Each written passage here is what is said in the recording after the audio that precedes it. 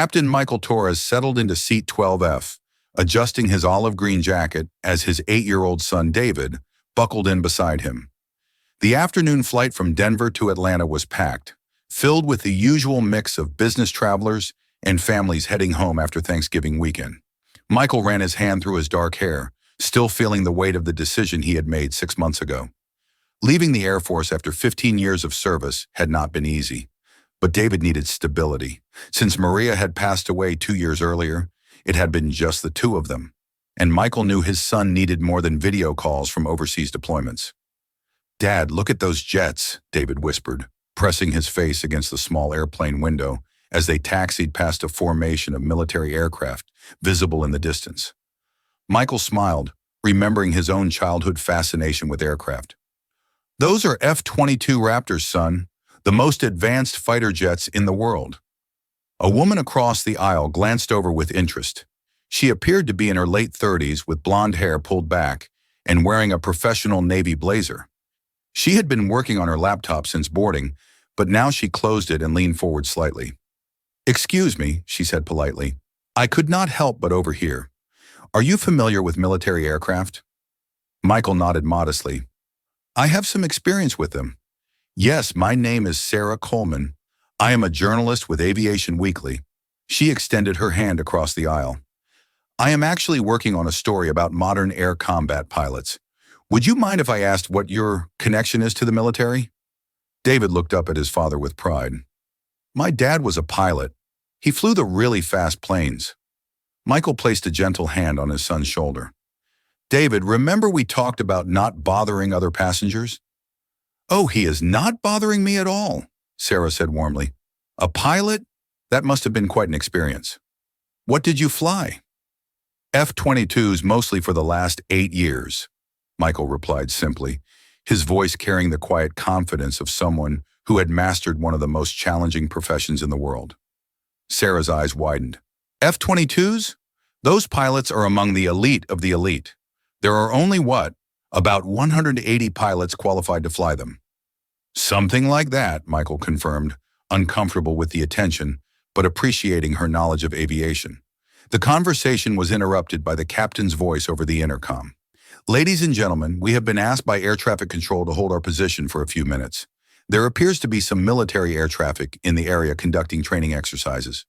Through the windows, passengers began pointing as 2 sleek F-22 Raptors came into view, flying in perfect formation about 1,000 FT above them. The aircraft moved with the fluid precision that only came from hundreds of hours of training and absolute mastery of their machines. David pressed his nose against the window again. "Dad, they look just like the ones you used to fly." An older gentleman in the seat behind them leaned forward. "Son, did you say your father flew those aircraft?" "Yes, sir," David replied with obvious pride. "He was really good at it too. He has lots of medals and everything." Michael felt heat rise in his cheeks. "David, please, we do not need to discuss this with everyone." But Sarah was looking at him with new interest. "I apologize for prying, but what was your call sign?" "In my research, I have learned that F-22 pilots often have rather distinctive ones." Michael hesitated. His call sign was not something he shared casually. It carried weight in certain circles, recognition that sometimes brought unwanted attention. But there was something genuine about Sarah's curiosity, and David was looking at him expectantly. "Phantom," he said quietly. The reaction was immediate and unexpected. A man several rows ahead, who had been reading a magazine, suddenly turned around. He was wearing a casual button-down shirt, but something about his bearing suggested military background. "Did someone just say Phantom?" the man called out. Sarah looked confused. "Is that significant?" The man unbuckled his seatbelt and made his way back toward them, his expression a mixture of disbelief and excitement. "Sir, forgive me, but did you say your call sign was Phantom?" Michael nodded reluctantly. "That is correct. Major Tom Bradley, F-16 pilot stationed at Shaw Air Force Base," the man said, extending his hand with obvious respect. "Sir, I have heard stories about Phantom, the red flag exercises, the combat missions over Syria. You are a legend in the fighter pilot community." Other passengers were beginning to take notice of the commotion. Michael felt increasingly uncomfortable with the attention, But David was beaming with pride. "What is red flag?" Sarah asked, her journalistic instincts fully engaged. Major Bradley looked at Michael for permission before answering. "Red flag is the most realistic air combat training in the world.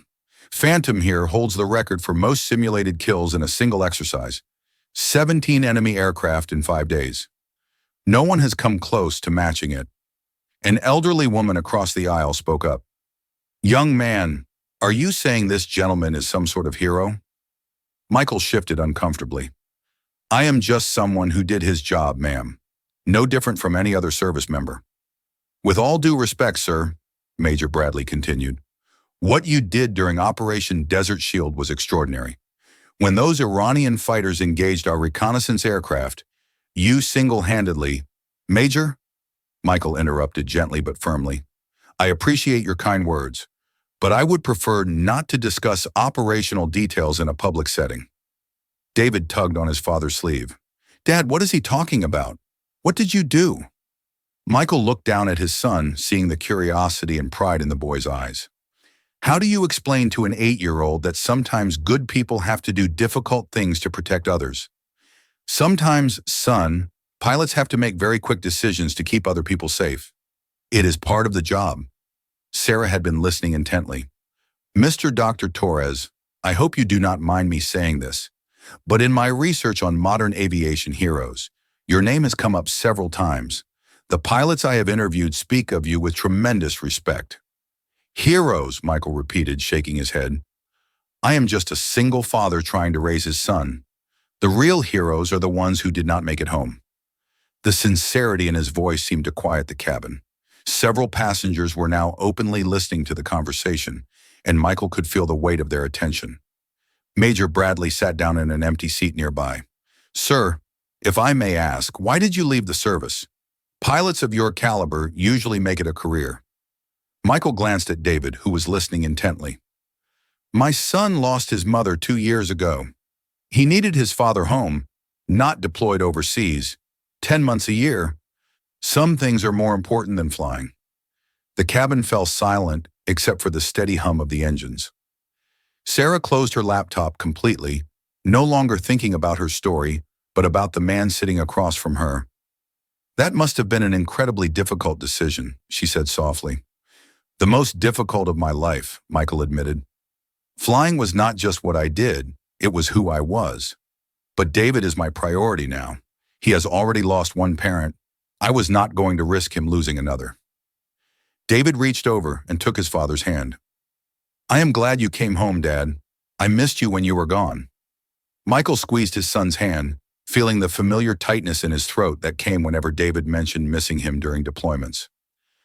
The captain's voice came over the intercom again. "Ladies and gentlemen, we have been cleared for takeoff. Flight attendants, please prepare for departure." As the plane began to taxi toward the runway, Major Bradley stood up. "Sir, it has been an honor meeting you. If you ever decide you want to get back in the cockpit, even as an instructor, I know a lot of people who would jump at the chance to learn from you." Michael nodded politely. "Thank you, Major, but my flying days are behind me now." As Bradley returned to his seat, Sarah leaned across the aisle one more time.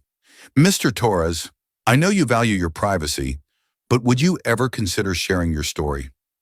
Not the classified details, but your perspective on service, sacrifice, and what it means to be a hero? I think people need to hear voices like yours." AI considered her question as the plane lifted off, the ground falling away beneath them. Through the window, he could see the F-22s in the distance, still conducting their training exercises.